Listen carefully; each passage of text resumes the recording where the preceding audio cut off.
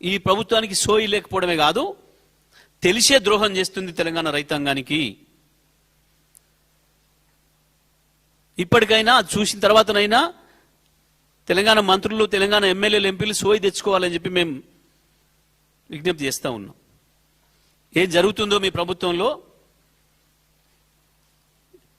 ఏ రకంగా మీ ముఖ్యమంత్రి, మంత్రులు తెలంగాణ ప్రయోజనాలని వాళ్ళకు తాకట్టు పెడుతున్నారో, వాళ్ళ రాజకీయ అవసరాల కొరకు, వాళ్ళ పదవులను కాపాడుకోవడం కొరకు, వాళ్ళు చేసే అవినీతిని కాపాడుకోవడం కొరకు కేంద్ర సంస్థల నుంచి ఏ రకంగా లొంగిపోయి కోట్లాది మంది ప్రజల్ని దెబ్బతీస్తున్నారో అర్థం చేసుకోవచ్చు తెలంగాణ సమాజం. ఒకవైపేమో ఉన్న నీళ్ళని ఆ రకంగా పోతుంటే తీసుకుపోయి యాగాలు, పూజలు అని చెప్పి ఒక డ్రామాలు చేసి ప్రజల్ని మోసం చేస్తున్నారు. అదే నాగార్జున సాగర్ ఒడ్డున ఎక్కడైతే పూజ చేసినావో ఆడ నువ్వు చేయాల్సింది అది కాదు. పోతిరెడ్డిపాడు గేట్లు బంద్ చేయమని చెప్పి డిమాండ్ చేయి. శ్రీశైలంలో వచ్చిన నీళ్లు కొన్ని సాగర్కి ఇవ్వమని చెప్పి డిమాండ్ చేయి. ఇవ్వు. నువ్వు చెప్పిన పద్ధతుల్లో ఏదైతే మెట్ట పంటలు వేసుకోండి అని చెప్తున్నావో ఆ పంటలకు నువ్వు వారబందీ ప్రకారం నీళ్ళు ఇవ్వాలి, ఆ ప్రకారం నీళ్ళు ఇవ్వాలా. నాగార్జున సాగర్ కిందనైనా సరే, ఇంకో చోటనైనా సరే తీసుకో. మా హక్కు, నీళ్లు పైన ఉన్నాయి, ఇవ్వండి మాకు. నాగార్జున సాగర్కి ఇవ్వండి, ఒక 20 టీఎంసీలు ఇవ్వండి, ఆరుతడి పంటలకే మేము వేసుకుంటామని చెప్పి రైతాంగం తరఫున కొట్టాడాల్సిన బాధ్యత రాష్ట్ర ప్రభుత్వం పైన ఉంది. కానీ వాళ్ళు వస్తున్న నీళ్లు వస్తున్నట్లు మొత్తం పోతిరెడ్డిపాడుతో తీసుకుపోయిన తర్వాత నాగార్జున సాగర్ ఎట్లా నింతది? నాగార్జున సాగర్ రైతాంగం బతికింది రేపు. నాగార్జున సాగర్ ఎడమ కాలువ కింద ఉన్న రైతులు మొత్తం అర్థం చేసుకోవాల్సిన పరిస్థితి ఇది. ఆ ఎస్ఎల్బిసి అని చెప్పబడుతున్న మన కాలువ ఏదైతే ఉందో, హై లెవెల్ కెనాల్ ఏదైతే ఉందో, వాళ్ళు కావచ్చు, నల్గొండ జిల్లాకు, నల్గొండకు నీళ్ళు వస్తున్న ఎస్ఎల్బిసి కాలువ కావచ్చు. పేరుకి ఎస్ఎల్బిసి కాలువ మీరు చూసిండ్రు. ఇప్పటి వరకు శ్రీశైలం వల్ల నల్గొండ జిల్లాకు ఒక చుక్క నీళ్ళు రాలే. ఆ మాటకు వస్తే తెలంగాణకి ఎక్కడ రాలే. కేవలంగా 2400 క్యూసెక్కులు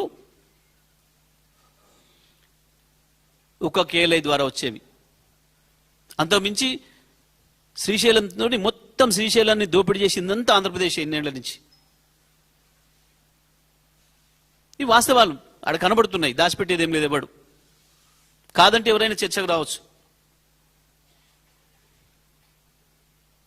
శ్రీశైలం పేరు మీద నాగార్జున సాగర్ రైతాంగానికి అన్యాయం చేస్తూ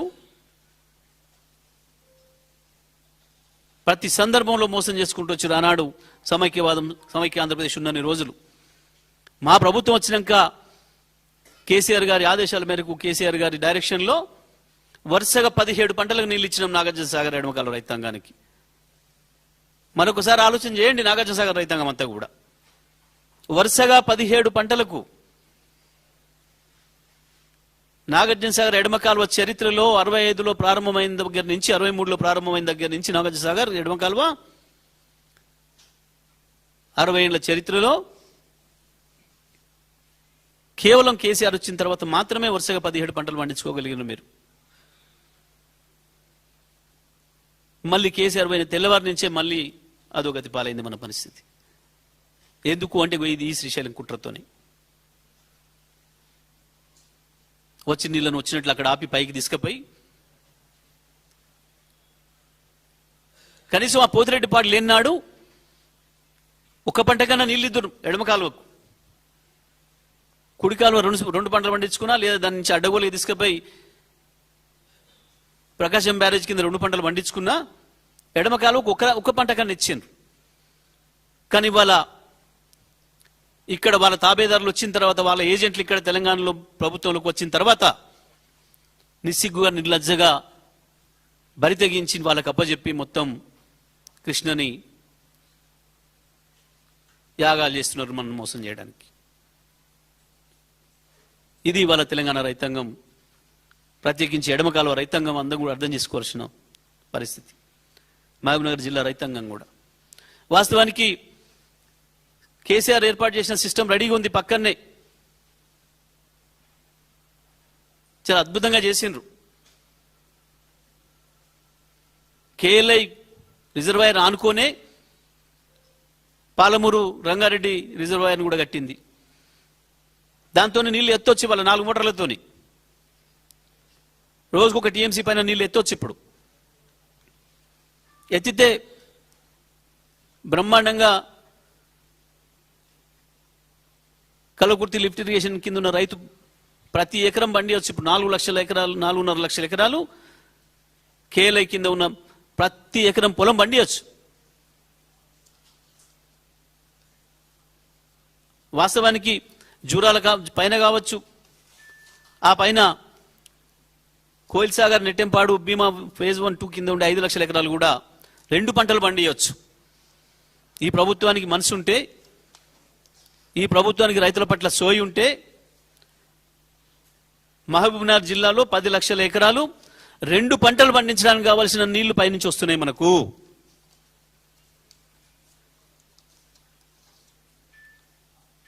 ఏదైతే ఆలమట్టి నారాయణపూర్లు నిండినాయో ఆ రైతులు పొలాలకు వాడే నీళ్ళ పడవాటి నీళ్లే చాలు మొత్తం ఈ జులాల పైన.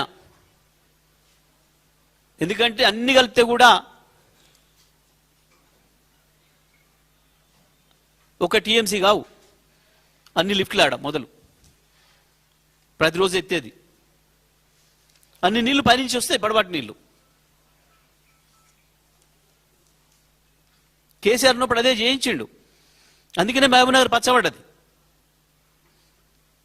పైన నీళ్లు మొదలైనవి, వరద మొదలైనగానే ఇక్కడి నుంచి లిఫ్ట్లు ప్రారంభం చేయించిండు. మమ్మల్ని అందరినీ మంత్రులను అలర్ట్ చేసి, ఎమ్మెల్యేలను అలర్ట్ చేసి కాలువలు ఎమ్మటి తిరగండి అని చెప్పి. కానీ ఇవాళ ముఖ్యమంత్రికి ఆ సోయి లేదు, మంత్రులకు ఆ సోయి లేదు. చాలా దుర్మార్గంగా మొత్తం తెలంగాణ హక్కులు తీసుకుపోయి మళ్ళీ ఆంధ్రప్రదేశ్కు తాకట్టు పెట్టి వాళ్ళ రాజకీయ పబ్బం గడుపుకుంటున్నారు. వాళ్ళ అవినీతి నుంచి బయటపడకుండా దాచుకోవడానికి ఇవాళ తెలంగాణ ప్రజలకు ద్రోహం చేస్తున్నారు. మేము మళ్ళీ డిమాండ్ చేస్తున్నాం. ప్రధానంగా నాగార్జున సాగర్ నిండే వరకు ఎట్టి పరిస్థితుల్లో పోతిరెడ్డిపాడు నుంచి నీళ్లు అనుమతించొద్దు.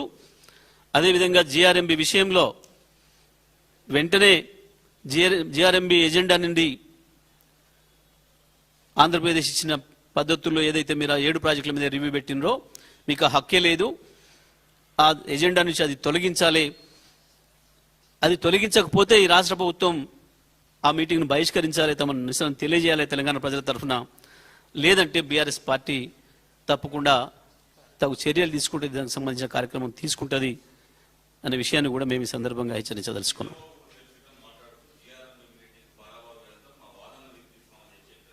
సిగ్గుండాలి అంటున్నా నేను. తెలంగాణ చీమును రక్తమునోడు ఎవడు కూడా ఆ మాటలు మాట్లాడాడు.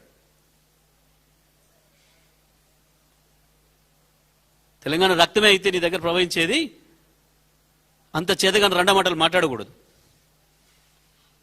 ఉన్నారు కదా 3.5 కోట్ల మంది ప్రజలు మన వెనకాల. ఎందుకు లొంగిపోతున్నారు?